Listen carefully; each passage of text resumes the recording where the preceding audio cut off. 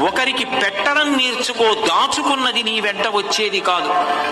నరసింహశతక కర్తే ఒక మాట అంటాడు, తల్లి గర్భము నుండి ధనము తేడెవ్వడు, వెళ్ళిపోయేడినాడు వెంటరాదు, లక్షాధికారైన లవణమన్నమే కాని మెరుగు బంగారంబు మింగబోడు, విత్తమార్జన చేసి విర్రవీగుట గాని కూడబెట్టిన సొమ్ము కుడువలేడు, పొందుగా మరుగైన భూమి లోపల పెట్టి దాన ధర్మము లేక దాచి దాచి తుదకు దొంగలకిత్తురో దొరలకవునో, తేనెజుంటీ గలీయవా తెరువరులకు, భూషణ వికాస శ్రీధర్మపుర నివాస దుష్ట సంహార నరసింహ దురిత దూరా.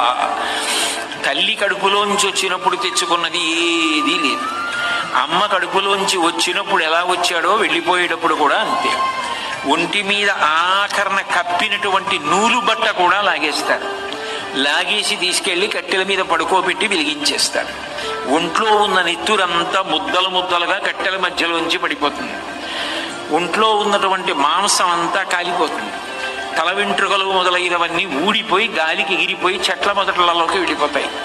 ఎముకలు ఊడి మెల్లిమెల్లిగా కింద పడిపోయితే కొడుకు అస్థి సంచయనం చేసి తీసుకెళ్లి గంగా నదులలో కలిపేశాడు. ఏది మిగిలింది?